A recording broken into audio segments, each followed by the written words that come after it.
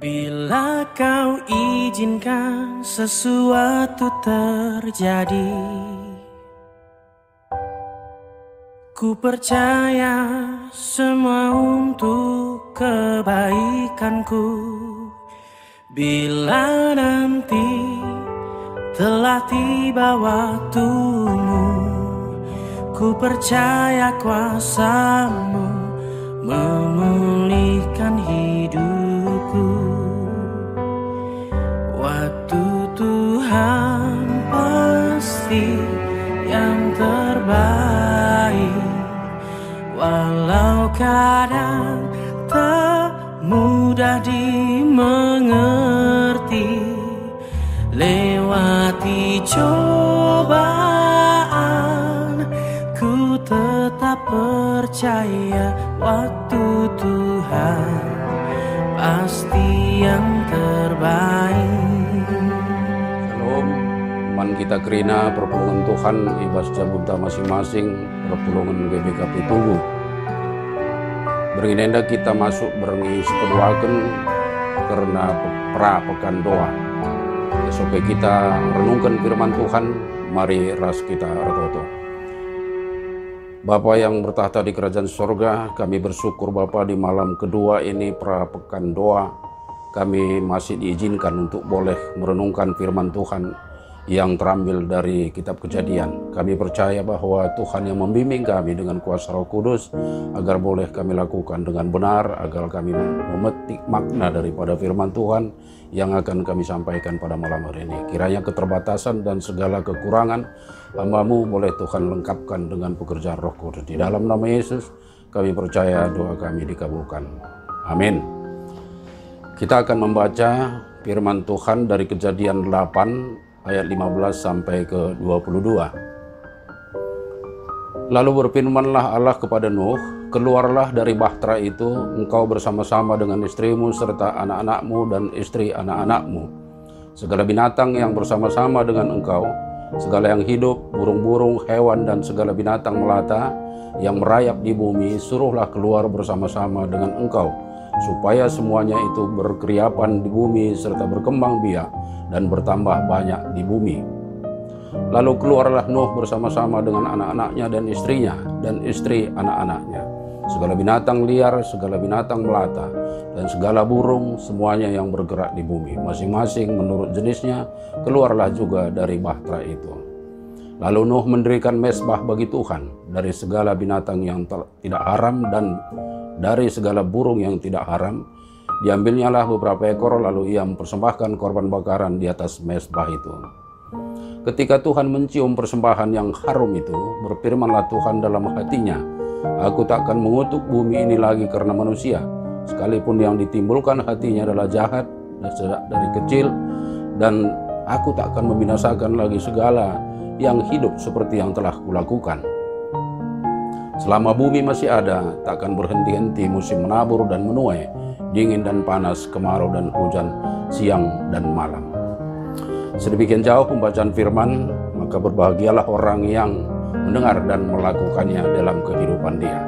Saudara-saudara yang terkasih di dalam nama Tuhan, dari firman yang sekarang telah kita baca ini, kita percaya bahwa ada rencana Tuhan untuk kita boleh mengerti dan apa yang akan kita jalani dalam kehidupan kita beriman sesuai dengan apa yang dikehendaki Tuhan. Melalui bacaan kita ini, ada dua hal yang paling besar. Sebelum kita membaca dari ayat 15, harusnya kita juga membaca ayat sebelumnya agar kita tahu bahwa informasi yang sesungguhnya terhadap apa yang dikerjakan Nuh mulai dari pasal 8 ayat 15 ini adalah bahwa ada air bandang, air bah yang menghancurkan bumi, kecuali si Nuh dan keluarganya beserta anak-anaknya, karena memang hidup mereka jauh sebelum air bah itu mereka telah berlaku baik dan di mata Tuhan juga mereka saleh adanya. Dan untuk itu kita percaya bahwa informasi mengenai air bah itu bukanlah sesuatu yang perlu kita bahas di dalam hal ini. Tapi yang penting kita bahas dalam hal ini adalah bagaimana si Nuh mengenal Tuhan, baik sebelum air bah maupun setelah air bah. Karena kita melihat bahwa setelah selesai air bah, maka Nuh mendirikan mezbah untuk kemuliaan nama Tuhan.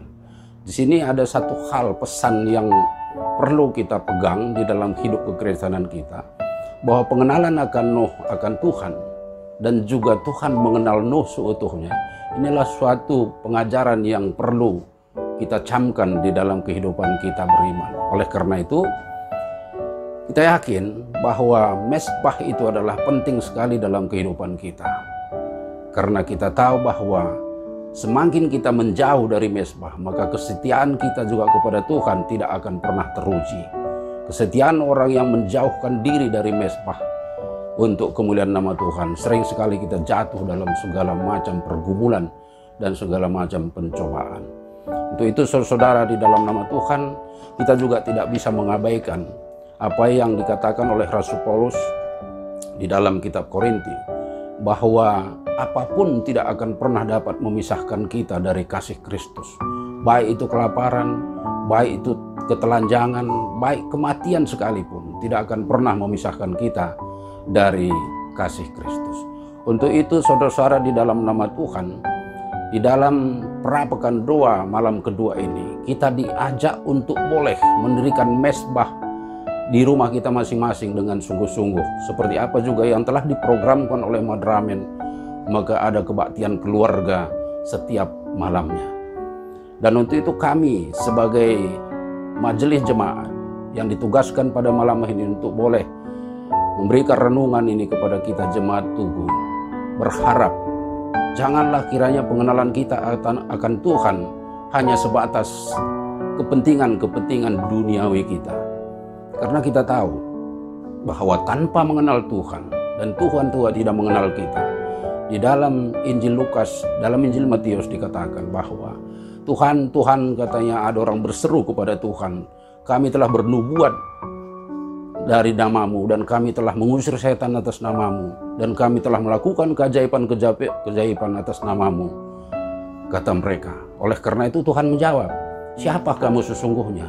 Saya tidak mengenal kamu, enyahlah dari aku, orang yang angkatan jahat. Seperti itulah yang dikatakan Tuhan. Maka kita perlu berhati-hati sekali, perlu mencermati sekali bahwa bagaimana mezbah pujian kita kepada Tuhan selama ini. Apakah ketika kita ada di mezbah pujian di gereja, di mezbah pujian PJJ, di mezbah pujian PA, apakah benar kita mengenal Tuhan? Jangan-jangan kita merasa dekat dengan Tuhan, tapi sesungguhnya Tuhan tidak dekat dengan kita. Saya tergelitik dengan bagaimana yang Tuhan Yesus mengatakan bahwa setelah dia bangkit dari kematian, saya akan pergi ke rumah Bapa untuk menyiapkan tempat bagimu.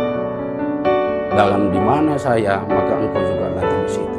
Itu adalah satu janji yang sangat manis sekali bagi kita yang beragama Kristen yang percaya.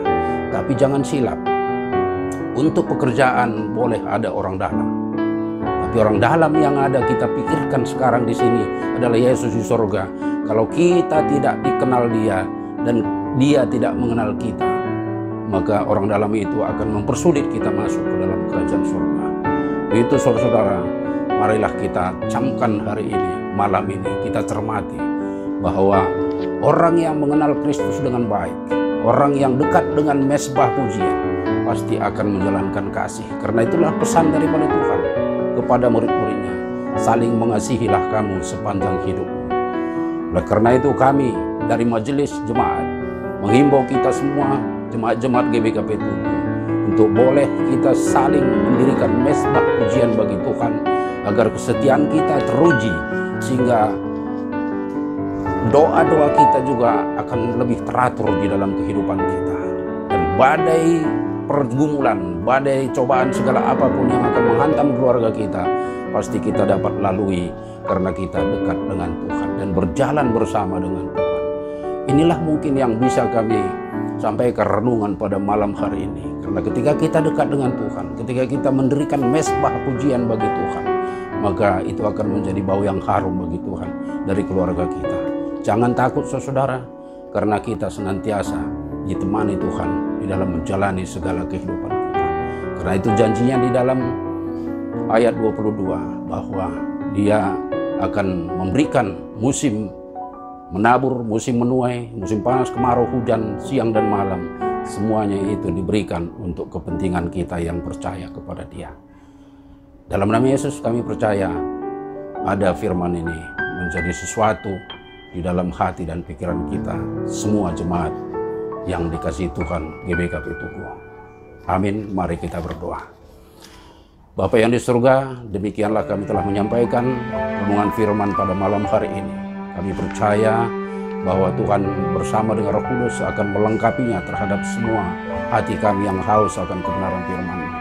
Keterbatasan hamba untuk menyampaikannya, kiranya Tuhan tidak melihat itu menjadi sesuatu yang terbatas, sehingga firman Tuhan tetap boleh menjadi bibit yang subur di hati kami yang percaya, yang senantiasa rindu akan kebenaran firman. Terima kasih Bapa, di dalam nama Yesus Kristus kami berdoa. Amin. Waktu Tuhan pasti yang terbaik, walau kadang tak mudah dimengerti. Lewati cobaan,